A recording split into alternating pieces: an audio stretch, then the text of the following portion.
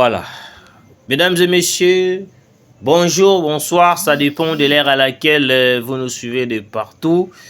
Bande konabiso surtout il y a poto, il y a partout beaucoup landabiso. En vrai dire, makambo ils a ko marché ndenge biso to bande ko prévoir ti. Kosolola na M23, c'est comme si on est en train de faire eloko moko sala eloko moko nde tito comme ça le roi Lisumu. Kosolola na M23 et ko pesa M23 facilité ya koyeba na ko continuer toujours ko boma na est de la République. Comment est-ce que nous sommes en train de négocier? La négociation qu'on est en train de négocier avec les M23, ce n'est pas une négociation de signer un accord de brassage et mixage dans ce cas armé. Mais c'est une négociation de chercher la paix. On ne veut pas que tout comme on a niveau à bombarder Kigali. Mais nous avons compris que non, toutes les négociations, c'est comme si Kagame azana posani ni biso toko mapena kanda to kende pe ko bombarder Kigali. Yango des raisons auto ko comprendre siko. Yango na bande ko ngai partager le mission toko beta toko panza toko solola. Vous allez comprendre pourquoi dossier makambo oyo komi ko kende boy. Il y a des personnes oyo wapi basala complot na bango, basala plan na bango. Na ebisaki bino que non batu nyonso to ba travailler na Kabila. La plupart rebelle ba travailler na Kabila, bazali bato o bazalaki de ko préparer chemin na bango de rencontrer bato ba ko luka ko boma RDC. Comment est-ce qu'aujourd'hui des gens censés de protéger la République démocratique du Congo, mais bazana ko rejoindre l'ennemi pour attaquer la République démocratique du Congo? Bénéfice na bango ezali nini? Bénéfice na bango ezali mboka ekufa. Mboka ezala na libungi. Mboka ezala anéanti, mboka ebeba po bango ba yeba nini ko sepila bango baliaka bambongo basalaka o bango bakoki kosala. Bandeko na ngai Congolais de père et de mère, vous devez comprendre que non, en République démocratique du Congo, nous avons des gens au bas ko lukandenge na sto de déstabiliser la République démocratique du Congo. Boyoka RDC Maître Doudou Tikaileli Baounja, ancien cadre du parti de Guy Luando, a rejoint l'AFC de Corneille Nangaa, un mouvement politico-militaire allié à la rébellion du M23. Ce départ des membres de l'Union sacrée de Félix Antoine Tshisekedi vers les rangs de la rébellion soulève des questions sur la stabilité politique du pays, dit Fiston Boma, membre de la Loucha. Bande Konangai. Aujourd'hui, des gens, na kati ya Union sacrée, bakomi ko rejoindre les M23. Yango moni mokonza mboka tolobaki bien le président de la République. Na kati ya Union sacrée, il y a des gens qui vont soutenir le M23. Oui, il y a des gens qui vont soutenir le M23. Corneille Nangaa a prévenu qui biso déjà en avance. Corneille Nangaa alobaka na biso déjà adore avertissa qui biso déjà en avance. A ebisaka biso même na présidence, na parlement, na sénat, bango na banini nyonso tout. Bato bazali wana bako luka ba rejoindre to bako soutenir les M23 bazali ebélé. Et bazali ebélé, je vous dis. Vous comprenez, très chers Congolais. Comment est-ce que aujourd'hui les pays est menacé na peuple na yemoko? Donc aujourd'hui nous allons voir des gens autour bien va Congolais de père et de mère, mais bazali wana koluka ndenge nyonso comment est-ce qu'ils vont déstabiliser les Congo. Corneille Nangaa avait raison. Donc na minute monsieur le président de la République, tozande na temps, il faut tout ça la recyclage. Tout ça la recyclage. Na kati ya ko sala recyclage. To luka to yeba banani bazali pour le Congo na banani baza pour le Congo te. Parce que na minute nous avons compris que non, et belé ya ba Congolais, et belé ya ba patriotes congolais, bazali wana bako luka plan, bako travailler pour na déstabiliser le Congo. Ils ne veulent pas voir le Congo en train de prospérer, le Congo et mata pour na bango la République démocratique du Congo, il faut la toujours balkaniser parce que souci à communauté internationale zali wana. Je vous ai toujours dit ici que non, la communauté internationale n'acceptera jamais de voir le Congo sortir dans cette guerre. Bango pour ça la bango guerre et continuer. Monsieur le président de la République, je pense que dans le cadre de l'Union sacrée, on devait faire et là comment le rôle ya passoire. Koyeba na kolukala ntoyeba banani baza pona biso et puis banani baza contre biso. On ne peut pas collaborer, travailler avec des gens oh wapi bazo sala lokola ba besoin na bango, bazo sala ba posa na bango. Les loyaux des gens censés de travailler pour la République démocratique du Congo, mboka ekende liboso, mboka tonduka ba moyen nyonso ya koyeba na kobeta ennemi, mais bazali wana pona ko rejoindre encore une fois de plus bato oyoyo bazali na caractère ya kozala lisusu ba congolais. Des gens qu'on est en train de condamner oh wapi ba ko comploter contre la République démocratique du Congo, le même gens oh tozana bango ba ko rejoindre bango. Monsieur le président de la République, même Guy Luando, Bazabatu, oh, il faut interpeller Baon. Bazabatu, il faut interpeller Baon. Naloba qui a un l'autre fois que non. Même Moussoko Zotambola Nandela, Bato va bien à Rabango enquêter. Même ombre na yo moko, ils a suspect. Nandenge basala ka banquette même ombre na yo moko eza suspect. On ne peut pas continuer à gérer la République alors que nous voyons des gens oh wapi ba ko rejoindre les M23, ba ko rejoindre les M23 alors que biso tozali wana nous sommes seulement en train d'observer. Nous sommes seulement en train de regarder. On a négocié dans Luanda. Le M23 continue toujours de massacrer, continue de récupérer nos entités. Moi je me pose des questions. Jusqu'à quand nous allons toujours continuer à négocier avec les M23 pour que Kimia na est de la République. Makambo ko négocier ils ont ko apporter les biso de l'autre côté monsieur le président de la République. Makambo ko sola oh ils ont ko pesa biso ata assurance cité que non les autres lobby que non makambo ko kende bien. Toza ata na assurance moko te zo la biso que non te Congo ndenge za vraiment to ko retrouver makambo nyos te ko kende bien te. Il nous faut attaquer directement le Rwanda.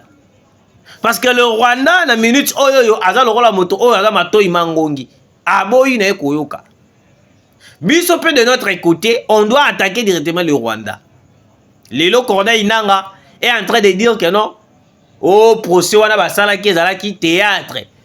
Si réellement, tozali puissant, il faut to kende kolandaye, place ya azali, to kangaye. Vous voyez un peu, des gens aujourd'hui tellement commis sur Nabango avec l'appui de la communauté internationale. Parce que nga na lobakango à chaque fois dans les kolobango de ba émission. Na lobaki que non, la communauté internationale bazali capable de faire une opération. Bakangele biso ba Corneille Nangaa wana ba Willy Ngoma. Bazali capable. Ben Laden kutu Ben Laden o anyokola bato ebele ba nyokola ba mindele anyokola a bombardaka population mais les Américains se sont levés ba telemi ba zui ba stratégie ti ba koisa Ben Laden mais ngana ko kamwa mboka lokola États-Unis mboka lokola France jusqu'à présent ils n'arrivent pas à terminer cette guerre qui est à l'est de la République démocratique du Congo. Ils n'arrivent pas à arrêter ba Corneille Nangaa ba Willy Ngoma. Comment ça? C'est une complicité. Oh, ouais, bateau va kolukela biso. Yango omoni lelo, avec l'appui de la communauté internationale, nous voyons des Congolais aujourd'hui rejoindre AFC, rejoindre Corneille Nangaa, rejoindre les M23. Pourquoi? Parce que Bazali déjà, ils ont déjà réseau moko déjà, ya batou déjà bien établi. Réseau moko déjà, ba Vandela, ba Lobela, ba Salagnon surtout. C'est un réseau. Un réseau de gens qui cherchent à tout prix à Congolais. Ils n'accepteront jamais de laisser la guerre. Ils n'accepteront jamais ya kokota kimia na est de la République. Soki kaka te to telemina mandoki.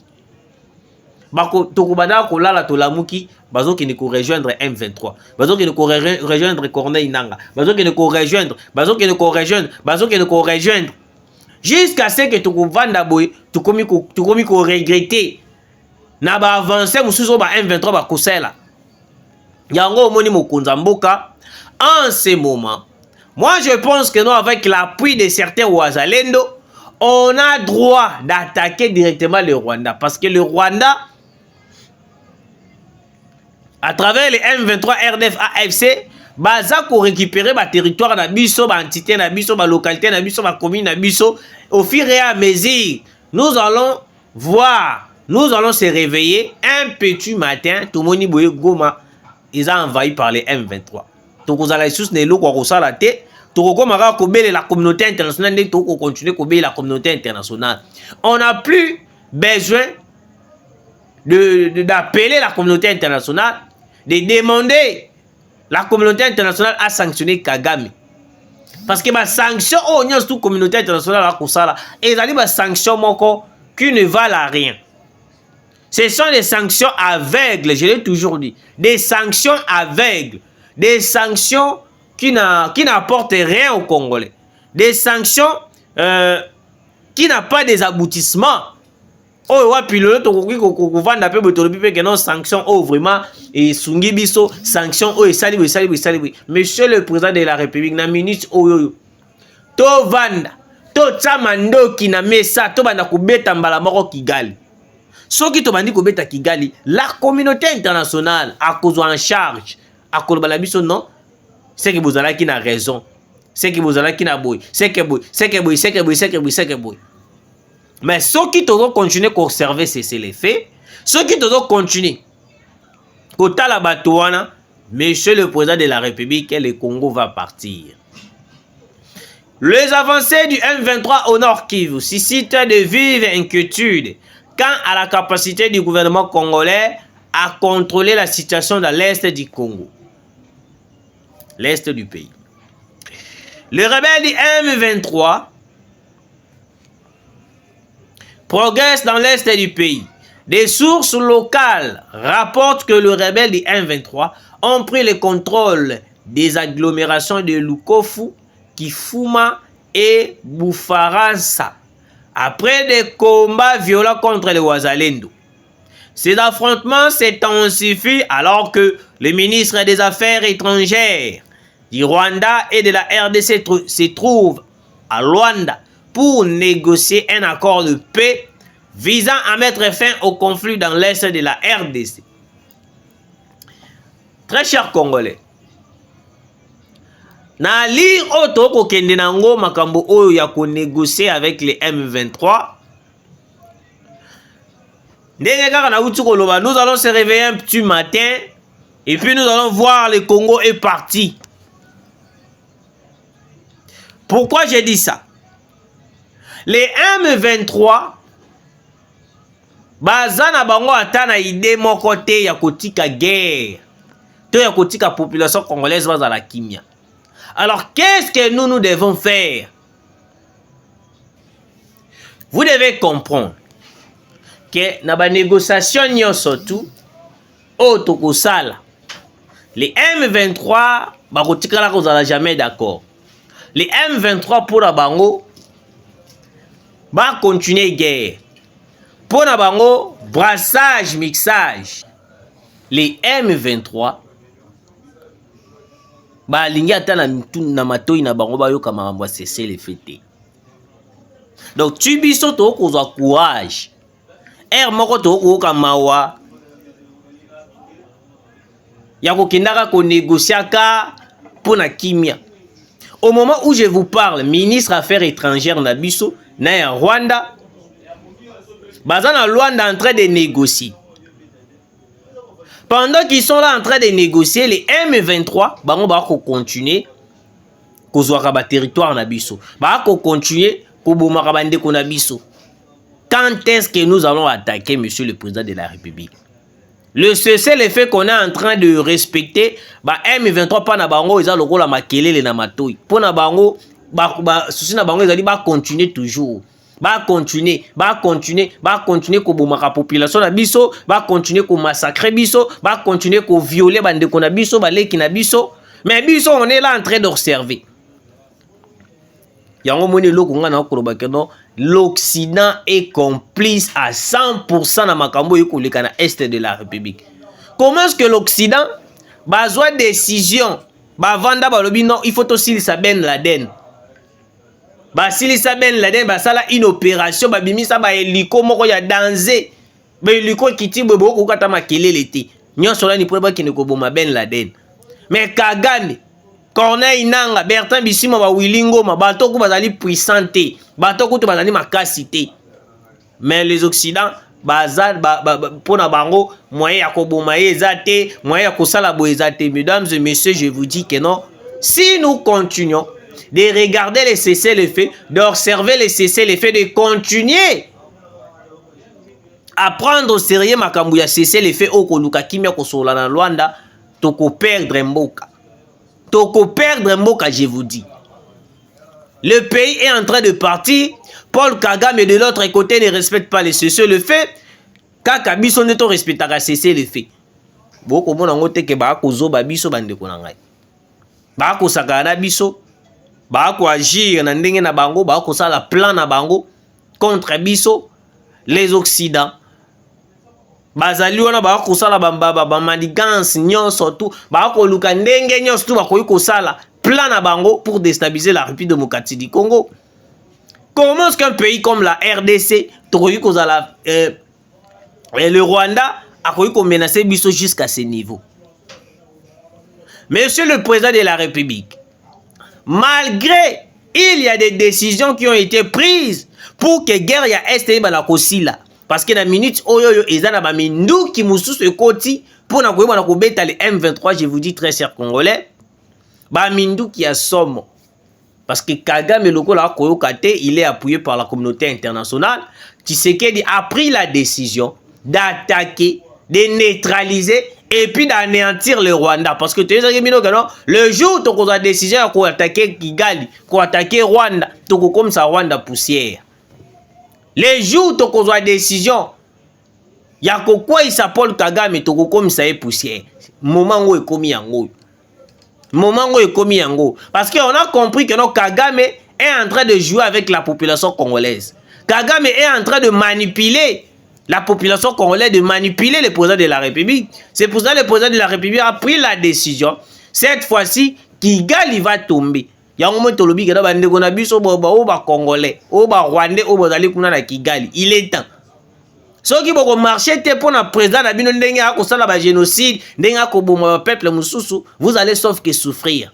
Le chambre à louer. Vous allez sauf que souffrir.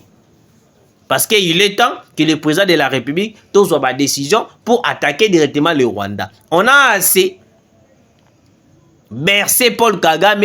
Nous avons compris que Paul Kagame, pour ça, ayo kaka na mandoki, ayo kaka na masasi, ayo kaka na makelele ya mandoki. Lokola ye ayo kaka na makelele ya mandoki, il est temps maintenant ya kozongisa nyonso to Paul Kagame asalaki. Et puis batonyo surtout ba ko rejoindre Corneille Nanga, ba ko rejoindre AFC, boye bayango très bien. Bo signer liwa na bino. Bo creuser tombe na bino. Parce que biso pe la population congolaise. Tokotika bino kimiate. Nous allons continuer ya ko coincer bino tina niveau que no boye bana ko silata mayele. Mesdames et messieurs, très chers abonnés, vous qui nous suivez de partout, affrontement et Kosala Makasi avec le Wazalendo, vous allez comprendre que non, Wazalendo na minute oyo nde bango nde mutu bali ko basangana ki basala qui bloque na bango nyonso pour récupérer toutes les entités prises par les M23. Nde yango boko mona les Occidents er nyonso tout batelemelaka ba Wazalendo. Ce n'est pas pour rien que Wazalendo. C'est parce que bayebi que non, Ce qui est FARDC a vendu Kimia a observé cesser les faits, les Wazalendo bakobeta. Alors il faut que Lukandenge tout comment sanctionner les Wazalendo, sanctionner les patriotes congolais, baza na capacité ya kobundela ekolo na bango, ba comme na incapacité, ba comme affaibli pour que non les M23 va continuer qu'on progresser. Hey. Très chers Congolais, vous qui nous suivez de partout, TV Zalingonga, journée à l'élo, Tolinga Gitoya ko informer bino juste que non, comment est-ce que maman Oyo Azali avocate, comme na kombo ya Dudu Tikaileli Baunja, ancien cadre du parti de Guy Luando, ou a ko rejoindre Corneille Nangaa. Souci na bango ezali nini ba balkaniser la République démocratique du Congo. Lokola ba utaki komeka avec ba katakatanga na John Numbi kuna na Grand Katanga ba meki et simbité ne ba komi ko Lucas ko ba kenaka ko rejoindre malembe AFC. Et puis chose grave ezali nini boyoka makambo eza mabe bandeko nanga, makambo eza mabe makasi, makambo eza mabe boyoka. L'Alliance des Congolais pour la refondation de la nation du prix Nobel Denis Mukwege appelle à l'organisation d'un dialogue sous la médiation des évêques catholiques. Je me pose la question, Denis Mukwege oyo wapi babengaka prix Nobel ya komi koluka dialogue avec la médiation des évêques catholiques. Naebisaki bino na période électorale. Na période électorale, Denis Mukwege a été les pions, les candidats de la communauté internationale. Il est manipulé, dirigé par la communauté internationale. Alors, les églises catholiques et les évêques catholiques, et aussi de leur côté, sont manipulés par la communauté internationale. Alors, ceux qui ont dit que Sangana, Denis Mukwege avec les évêques catholiques, allez-y comprendre, tes chers Congolais. Ils ont le logo de Robeta Masoloté. Ça veut dire que non, ils sont là en train de chercher un compromis. Comment est-ce qu'ils vont renverser la République démocratique du Congo? Parce que ce que Moïse Katumbi, Denis Mukwege, bazalaki na même vision à peu près. Vision à bango ezalaki nini? Renverser Tshisekedi pendant la période électorale. Après avoir renversé Tshisekedi, l'un d'entre eux, ceux qui ont le pouvoir, a facilité les Occidentaux de venir balkaniser la RDC. En première chose, il faut comprendre que notre Denis Mukwege a été le candidat des Occidentaux.